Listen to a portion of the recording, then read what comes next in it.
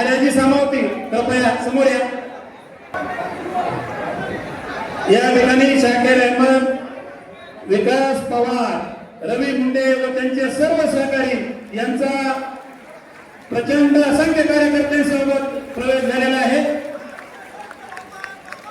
भगवान बाबा की, संत भगवान बाबा की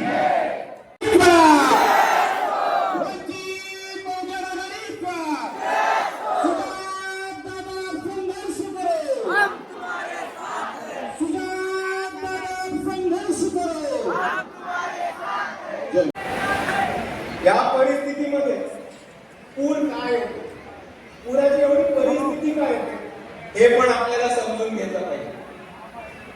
आणि पुराची एवढी परिस्थिती काय होते त्याचा जर आपण शोध घेतला तर आपल्याला त्याच्यावरती एकच उत्तर मिळतं.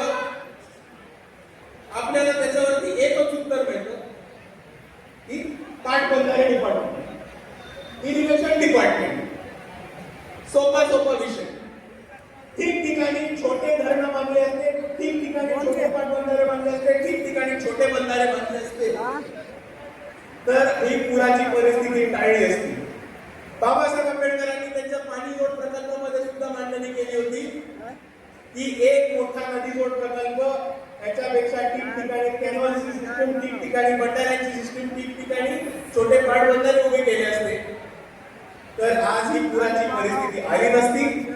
प्रत्येक ठिकाणी पाणी तिकडच्या तिकडे झिरपलं असतं, तिकडच्या शेतकऱ्यांचा पण प्रश्न मिटला असता, दुष्काळाचा पण प्रश्न मिटला असता आणि या पुराची परिस्थिती पण नसली आहे. पण इरिगेशन डिपार्टमेंटचं बघितलं, पाटबंधारे डिपार्टमेंटचं बघितलं तर त्यांचं एक सोपं गणित आहे की केलाय तो वाचवण्यासाठीच तर सकाळी 6 वाजताची शपथ झाली मित्रांनो.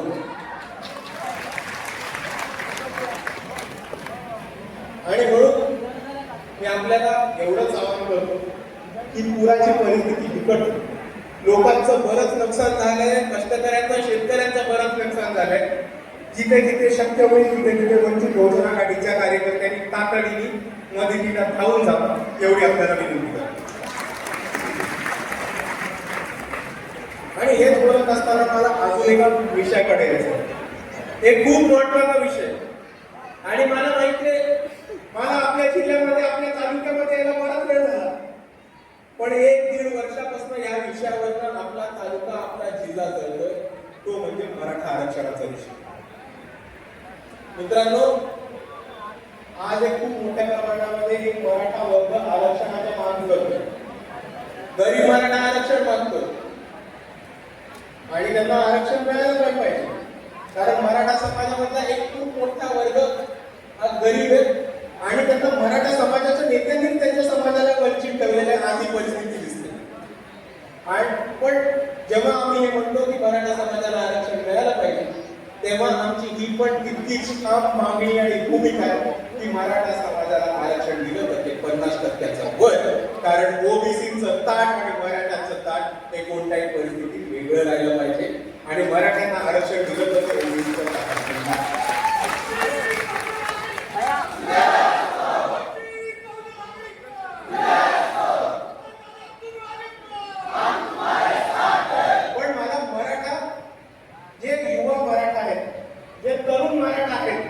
जे आंदोलन करतायत, जे जरांगे पाटील साहेबांच्या मागे उभे, जे कोणत्याही प्रस्तावित नेत्याच्या मागे उभे नाही, जे जरांगे पाटील साहेबांच्या मागे उभे, त्या युवकांना मला 2-3 प्रश्न विचारायचे आणि त्यांच्याशी एक छोटासा संवाद साधायचा. की मित्रांनो, आपण परिस्थिती समजून घ्या. आपण कोणत्या परिस्थितीमध्ये कसे, कोणामुळे अडकलोय याचा एकदा तपास करून घ्या आणि आपली भूमिका काय असते आणि आपण भाष्य काय करतो याच्यावर पण एकदा विचार करा. आता आपण पक्ष एकत्र येऊन आपले जाती आधारित आरक्षण रद्द करणार आहे आणि आपल्याला कोणत्याही परिस्थितीत त्याचा विरोध करायचा मित्रांनो हे लक्षात ठेवा. कारण तुम्ही बघितलं असेल आता एक मारा व्हायला लागले, आरक्षण कशाला पाहिजे, आरक्षण कोणाला पाहिजे.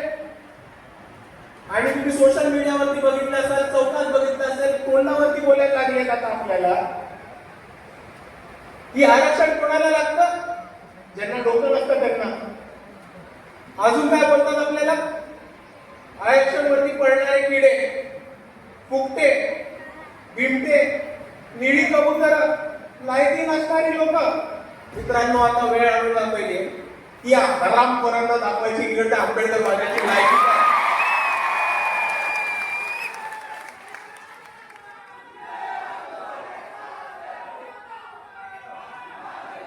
आणि जी लोक म्हणतात आरक्षण बंद केलं पाहिजे, त्यांच्यासाठी मी नुसतं माझा आजचा दिवसाचा घटनाक्रम सांगतो. इथे यायच्या आधी मी कर्जत जामखेडमध्ये होतो. जामखेडमध्ये एक आदिवासी महिला होती जिची मयत झाली होती. तिकडच्या गावकऱ्यांनी, प्रस्थापित गावकऱ्यांनी त्यांच्या गावातल्या स्मशानीमध्ये त्या आदिवासी महिलेला चिता सुद्धा दिली. 2 ते 3 दिवस घेऊन त्या महिलेची बॉडी घेऊन वंचित बहुजन आघाडीचे कार्यकर्ते जिल्हाधिकारी कार्यालयासमोर आंदोलन करत होते की आम्हाला या महिलेला चिता देऊ द्या. इतकी बिकट परिस्थिती आहे. आज इकडे यायच्या आधी, जास्त लांब नाही, बीडमध्ये शिवसेनेच्या युवक अध्यक्षांनी एका वाल्मिकी समाजाच्या पोराचा मर्डर केला आणि आता पोलीस प्रशासन त्या शिवसेनेच्या युवक अध्यक्षाला वाचवण्याच्या मागे. ही परिस्थिती आजपर्यंत. आणि म्हणून जेव्हा कोणतरी हरामखोर आपल्याला विचारतो अजून किती वर्ष आरक्षण पाहिजे, छाती ठोकपणे त्याला म्हणा की हरामखोरा जोपर्यंत तुमचं जातीवाद बंद होत नाही तोपर्यंत आम्ही आरक्षण तर नसतो सोडत.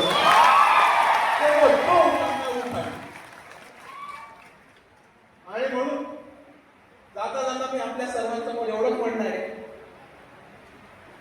की या एका काळामध्ये आपल्या सर्वांना एकत्र येऊन लढायचं, आरक्षण टिकवून ठेवण्यासाठी लढायचं, आपल्या पुढच्या पिढीच्या भविष्यासाठी लढायचं. आणि आजपर्यंत आपण जे कमवलंय ते टिकवून ठेवायचं असेल तर त्याच्यासाठी पण लढायचं. तुम्ही माझ्या बरोबर असाल की नसाल, मी एकटा असेल, मला फरक नाही पडत. या आरक्षण जे डॉक्टर बाबासाहेब आंबेडकरांनी आपल्याला दिले ते आरक्षण टिकवून. कार्यक्रम संपलेला आहे.